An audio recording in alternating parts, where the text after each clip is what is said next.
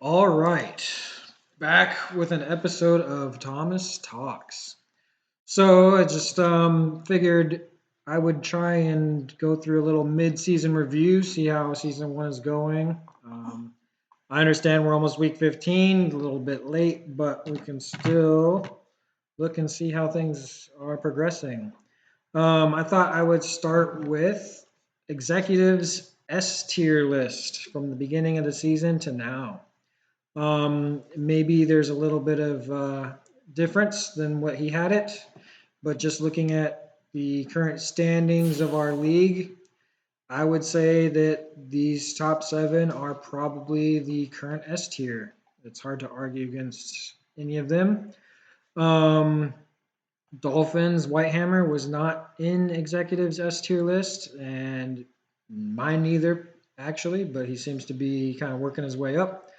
Um, Tran is in there. I think that he's not in a division good enough for himself, but he's making his case with the 12-1 record.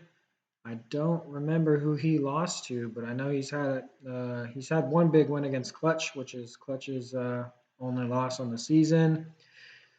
And then we have Tran 2, the Broncos hub. Is he for real? It's hard to say. He's in that tier 3 division, so maybe he's playing a little bit above what we were expecting, but nonetheless, he's 10-3, so he's earned that right. Um, did our division alignment go as hoped? Just going through divisions. The AFC North looks pretty competitive. Uh, M4, I'm pretty sure, is just tanking for a draft. Traded away every good asset or every good player he has for young assets. So at least the top three are competitive, and all three still, week 15, have a shot at playoffs. AFC South, one of our tier one divisions, seems to be having a little bit of a runaway with JB. Um, I mean, Huff. That's probably where Huff belongs. Lamb was out of town in India doing Apple stuff, I'm assuming. So there's a couple losses in there that maybe he didn't earn, but hard to say unless he's played the games. And Crisco, he's fighting and clawing to be relevant in the division. He's made a couple trades and making it happen. Sorry about that, Old Spice. AFC East, this is probably considered a tier one division. We've got the Whitehammer and Juan battling it out for the top. My pick of Franco going to the Super Bowl does not look like it's going to happen. That motherfucker. And very surprisingly, King Cheese at the bottom of the division. I think most people had him finishing first or second at the very worst. AFC West, this is a division that we had a really hard time with. Pioneers is a new user. The original user had left. So we didn't know what to expect from these top two teams. And it looks like it's going to be Hub's division to control for the foreseeable future. This division was a fun one to put together. I thought the Vikings would pull out a few more wins by now, but he's still fighting in there. It's just those points for some reason he can't get that offense clicking, along with the Bears kind of struggling to have that point differential where it needs to be. We got, or I guess Clutch's division. Stupid son of a bitch. Fighting for it. Oh, cool. Trying to reconnect. It's connected. Great. Clutch is holding on to that spot, and I don't really see the Buccaneers taking over. It's going to be hard for the Panthers to lose two more games, I think. Finn taking a shot at playoffs, and unfortunately, I think Mr. Number One S tier is going to be out of it this season, but getting his roster ready for next season. We've got Snowhawk, Zeus, Mo. Very surprising to have Mo at the bottom. He started out really hot, and then he just kind of put it together. Um, and Quack, I honestly thought his record was better because I just kept seeing him rack off win after win after win. But I know he's beat these two. That's a fun one for him. And then we've got Tran, Jeff, and Franco's cousin, Anthony, in here with Lynx. I thought Lynx was gonna be quite a bit better record wise. I haven't got to see many games to see what's happening. I know he just came off his first big win against Dajax. Maybe he can kind of figure some things out and put it together. It's that 425 points against that defense that seems to be letting him down. So to answer the question, does division alignment go as hoped? I think so. I think we have some parity in the standings and some people who aren't normally in there. And we definitely have people who are normally in the playoff hunt that are suffering right now. So that was part of what we were looking for. The biggest surprise winners and losers on the season. My personal biggest surprise winner is Tran. I have zero respect for him as a Madden player. I just don't think that he he can compete with the best of us. But maybe he proves me wrong, and he surprises me in the playoffs. I just don't think he's got it. So biggest surprise for me is Tran. And Whitehammer. I mean, I've played Whitehammer before. It was a defensive struggle, which isn't new for me because I'm not that fantastic on offense. But I am surprised to see him atop his division. He's pulled off some good wins. If he can not trade his team into oblivion, I think he'll make some noise in the AFC. Biggest surprise losers is, I mean, King Cheese. I don't think any of us ever would have predicted him being out of the playoffs. It's pretty surprising that he's there. Huff coming on and talking shit to everyone that he's just going to wipe the floor with his division and everything. And he's holding up the bottom of it. That's surprising. And then I'm pretty surprised with Lynx being here because I thought he was in a division that he would be very competitive in and able to pull off some dubs. And then my boy Executive is very surprising that in his eyes he hasn't figured out offense yet. He's usually very offensive minded and puts up points, but this year seems like he's really struggling to move the ball 10 yards further than the line of scrimmage at a time. I don't know what the fuck I'm trying to say. It's hard for him to get chunk plays. He's all his drives seem to have to be just dink and dunk and run the ball, and that's hard to win when people expect that to happen. So yeah, those are my biggest winners and losers. Um, let's see. I want to look at team stats. I wanted to talk about some top team stats here. So we got the number one offense, which is Clutch, the Panthers. Pretty balanced run and pass, I would say. If you've played against him, he's not afraid to hand the ball off. He's not like forcing the pass. He's just kind of taking what's there. My surprise, Tran. But what's not surprising is he built an offensive roster, juggernaut, starting with Joe Burrow, Cooper Cup, and Kelsey. It's going to be very surprising to see what he does with Kelsey after retirement. And then JB, I mean, he's always up here. He knows what he's doing on offense. He drafted elite speed receivers. He's got a quarterback that can throw the ball where he needs to with good accuracy. So that's nice. And what's interesting to me is the top three offensive yard getters are also the top 3 points.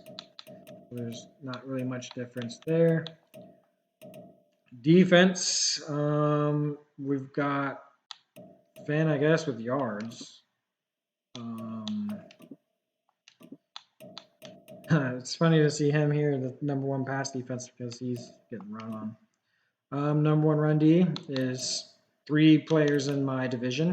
The NFC South is the top three run D. Um, this is what defense counts points. We're trying to keep points off the board, and this is why Whitehammer is where he is. He's got the number one defense in the league, followed by division mate Juan and myself. And then we have Exalt, who I called at the beginning of the year as a pretty elite defense. Broncos, Snowhawks, etc. Um, so yeah, I don't think there's any surprises on team stats really. Um, Typically, you'll see King Cheese and Executive up here a little bit more. I think Zeus even led the league in offense one season long ago. I don't remember, but he was putting up points at one time.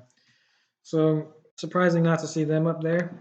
Um, let's see the playoff picture. I wanted to look at the playoff picture, and this is just current state. My dog will not leave me alone.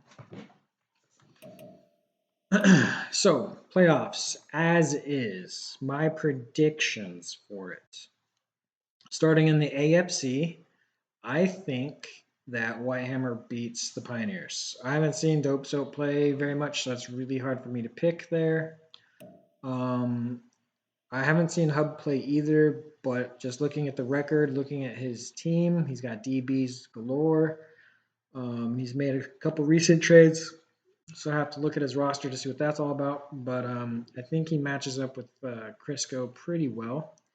If Crisco could establish the run, then I think Crisco can sneak away with that one.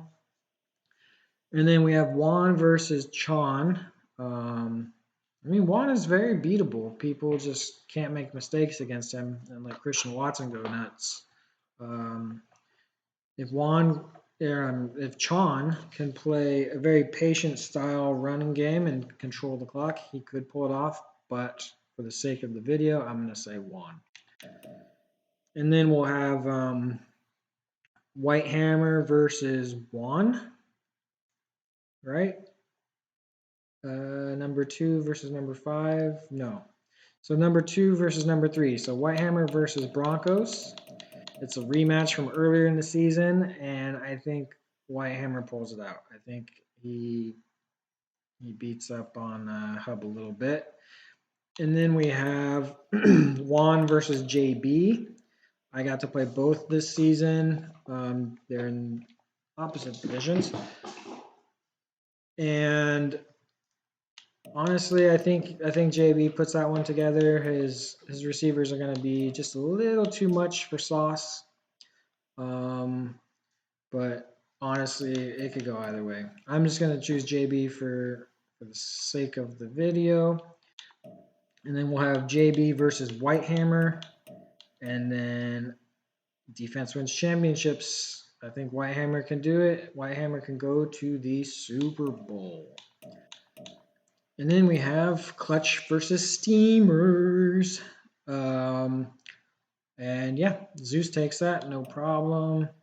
We have Finn versus Will. I think Will pulls that off. I just don't think Finn has the offense to keep up because a lot of these players in the NFC have defense. I just don't know that Finn has the firepower for it. And then myself versus uppercuts. I will say that I can be uppercut there.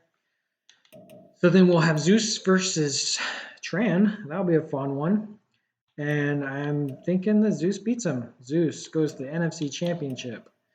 Snowhawks, Will versus myself. I really like that matchup for me. So I will take myself versus Zeus.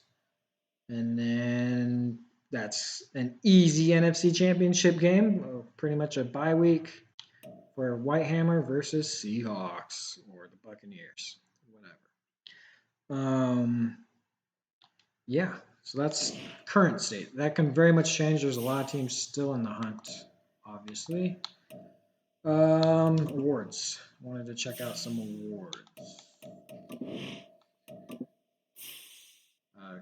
MVP. Okay, so we got Jared Goff, which, hey, he earned it. He's not throwing a lot of picks. TD interception ratio is a pretty big deal. Not many people have a positive one. Top two players definitely do. Chubb is a slut. He'll sleep with anybody and join their team. K9, Hertz, Jacobs. Yeah, so a lot of running backs up here. What is that? 1, 2, 3, 4, 5 running backs. Half of the MVP voting is running backs.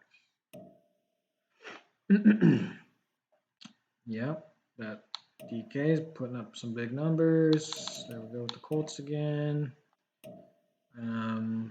Winfield. So I haven't seen Hub play, but it's good to see his DBs are up here. He's got 3 players for Defensive Player of the Year awards. Whitehammer, the #1 defense. I don't see him up here, so obviously it must be a collective effort. I'm not going to do the individual player awards. We'll just do offense and defense. Kelsey, #1 offense. Makes sense that he would have a representative there. Kyle Pitts. So top 2 NFC players are tight ends. Running back, running back, running back, running back. Cardinals, surprisingly, putting up some pretty big numbers quietly. Top 5 offense, putting up yards, everything. My 2 players, kind of surprised to see Kamara up there. I don't even really know what I'm doing with him. Keenan's putting up some yards, but I don't think it's anything super special. Jesse Bates, he gets like an interception a game. That's not surprising to me. Snead, I have no idea what he's doing. Parsons is our sack leader in the league. Devin White, I'm assuming he's on the field a lot, so he's racking up just tackle after tackle after tackle. And yeah, oh, it looks like I get 3 representatives. So there's that. So midseason review, a few surprises, a few not surprises, and I think it's going really well. We've got the new cap stuff that Quack was working on, and we'll see how that works out.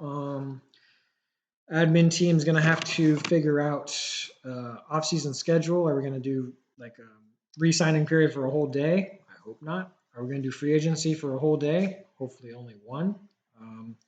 But that's something that should get ironed out along with off-season packages, cash system, and all of that. I don't really have a lot of people to interview, so if anyone's interested in coming on and chatting about anything, feel free to send me a DM. We'll get it started.